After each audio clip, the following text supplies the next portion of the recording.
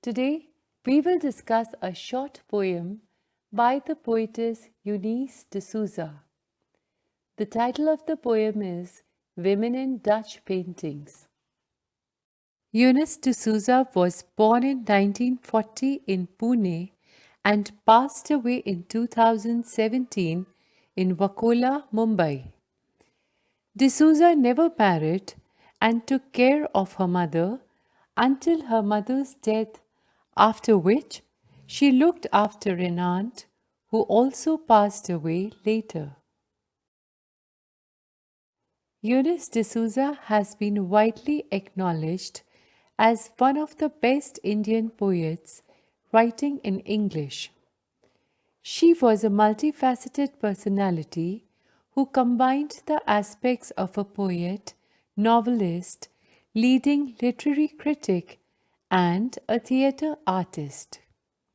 She was raised in Pune in a Goan Catholic family. She often examined her background and commented upon it with her keen sensitivities and caustic wit in many of her poems. She followed a master's degree in English literature from Marquette University in the USA and a PhD from the University of Mumbai. De Souza began to teach English at St. Xavier's College in Mumbai. She went on to head the English department at the college until her retirement in 2000. Her work has been translated into Portuguese, Italian, Finnish, and Swedish. She is the only Indian woman to be included in the Oxford India Anthology of 12 Modern Indian Poets, which was published in 1992. De Souza's is a significant name in post-independence Indian poetry in English.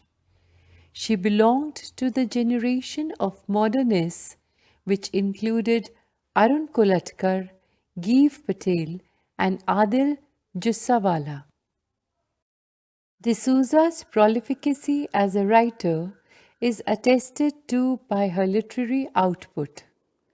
As a poet, she has produced a consistent body of work, and her collection of verse includes A Necklace of Skulls, Women in Dutch Paintings, Ways of Belonging, Fix, These My Words, Learn from the Almond Leaf, and Selected and New Poems. She has also edited a book of poetry titled 9 Indian Women Poets, an anthology.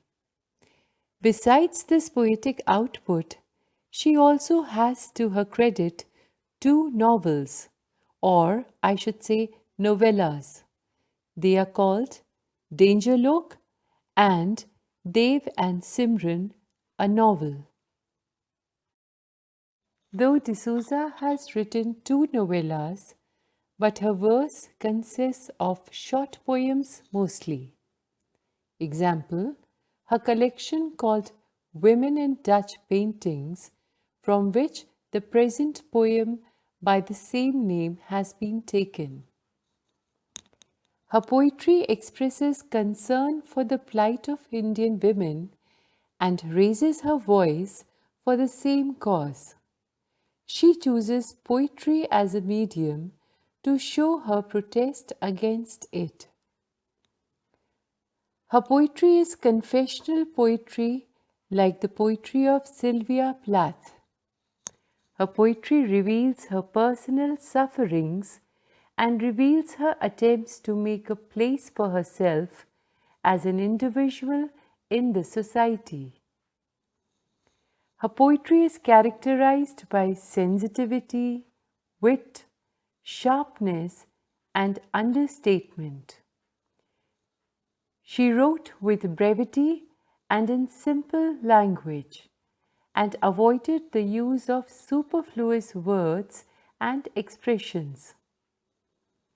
Her poetry covered a large range of issues from literature, history, politics to personal experiences, but it mostly dealt with the emotional and psychological growth of women in their journey towards realizing their self-worth.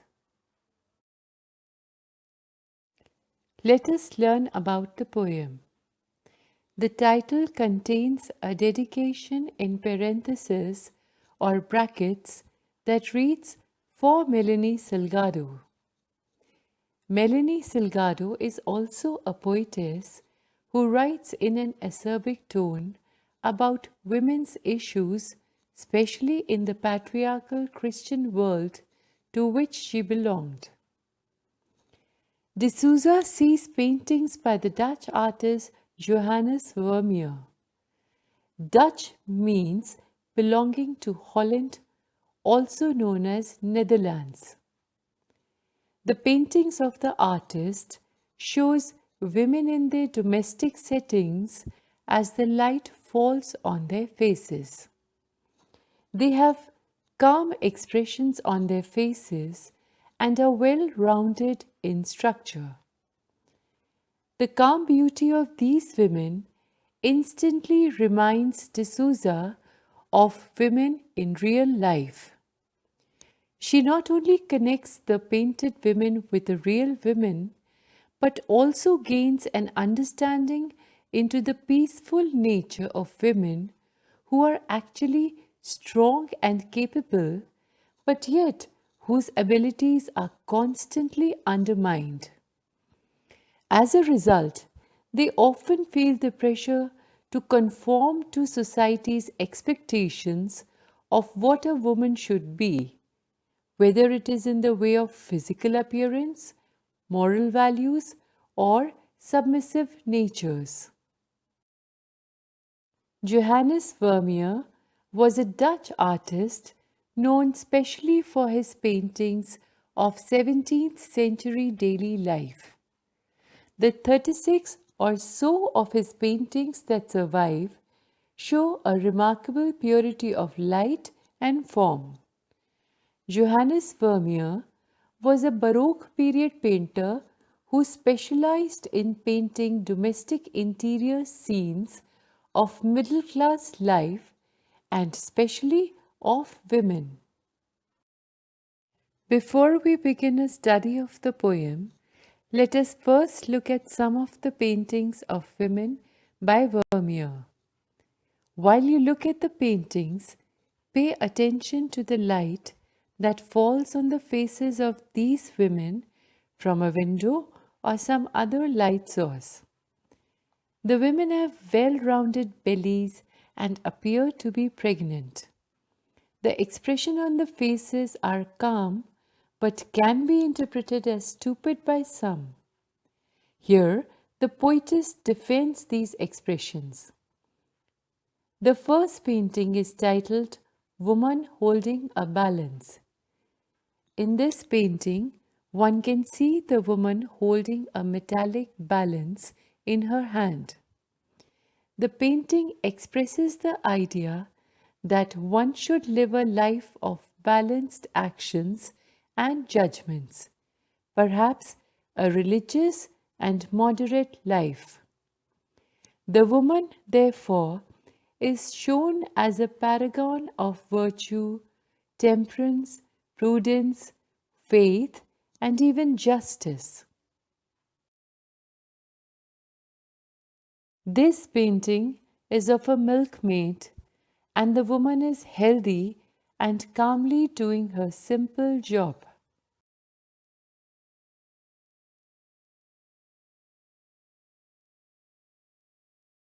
Once you have understood how Vermeer depicted these women in the paintings, you will find it easier to understand the poem. The poem begins, "The afternoon sun is on their faces. They are calm, not stupid, pregnant, not bovine.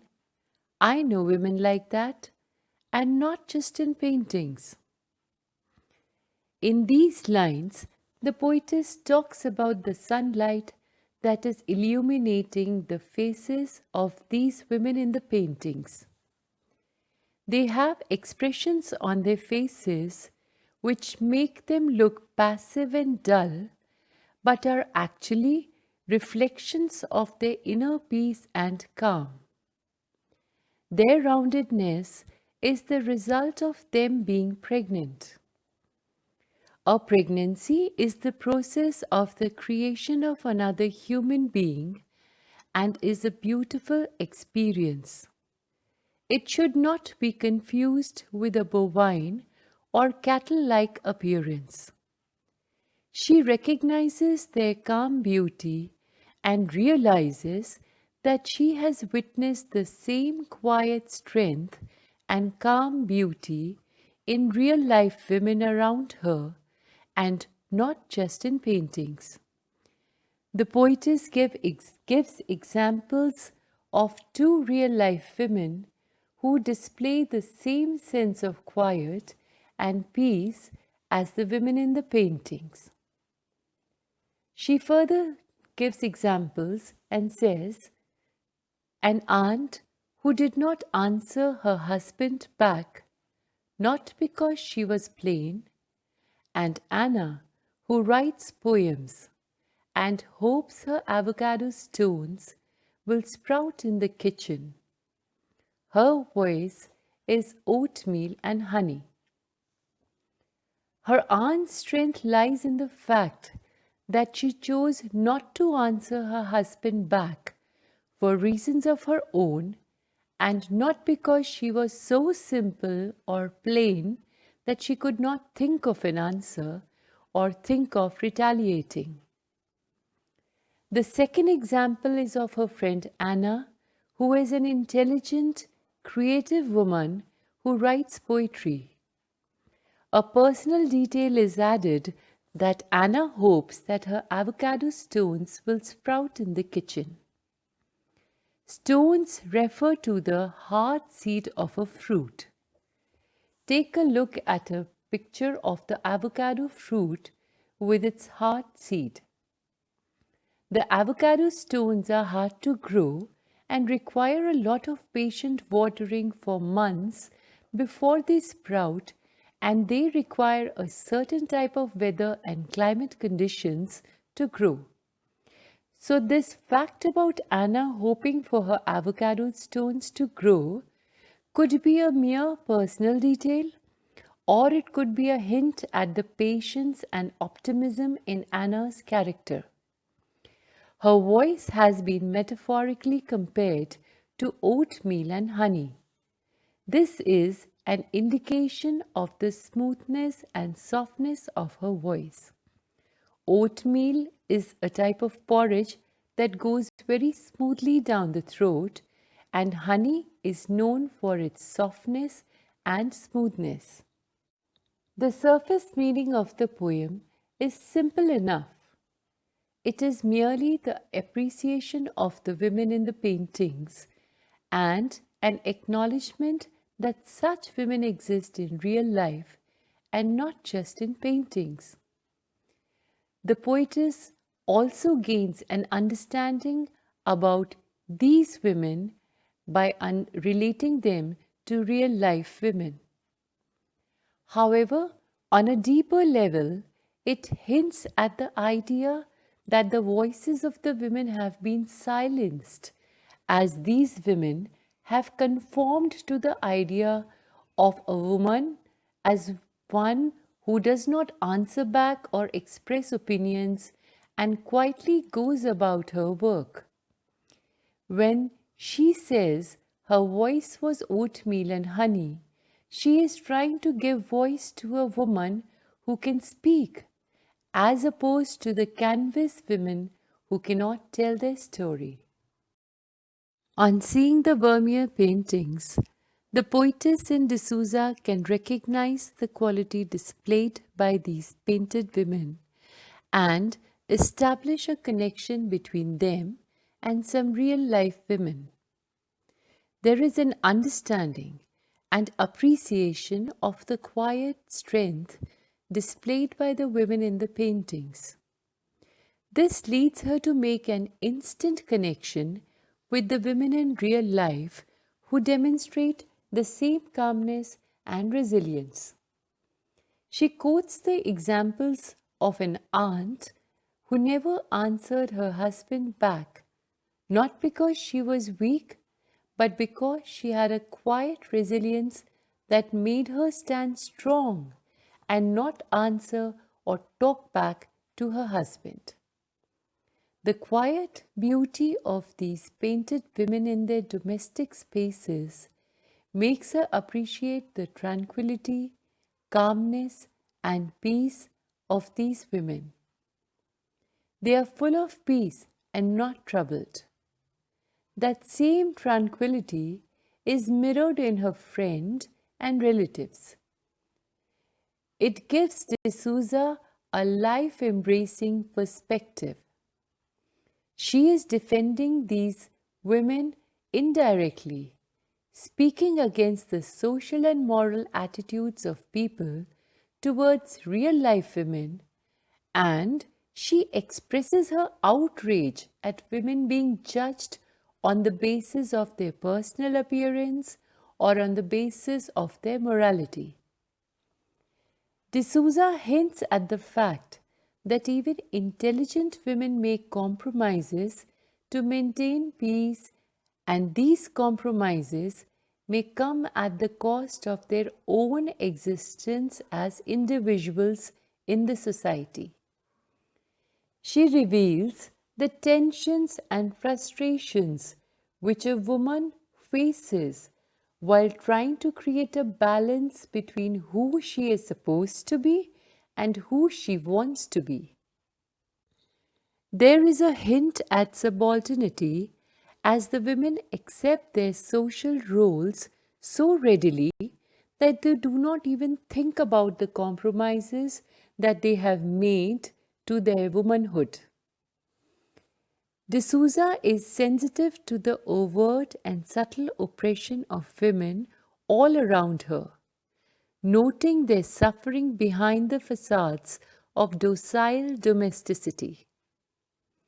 Her poem shows compassion and sympathy for the women who are passive victims as they accept their feminine roles of domesticity and silent compliance. Let us now critically analyze the poem. The poem is written in free verse form and is not bound by any rhyme, rhythm, or meter. This gives de Souza the freedom to focus on her subject matter and not on the form or structure of the poem. Her work is marked by brevity and is quite minimalistic, with no embellishments whatsoever. She uses as few words as possible, and the language also is very simple. She makes use of contrasting images in order to defend these women. She says, they are pregnant, not bovine, and calm, not stupid.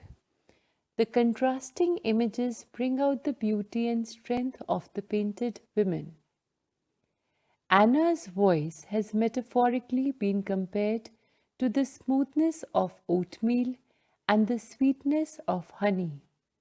The lines contain enjambment and run into each other in a flow.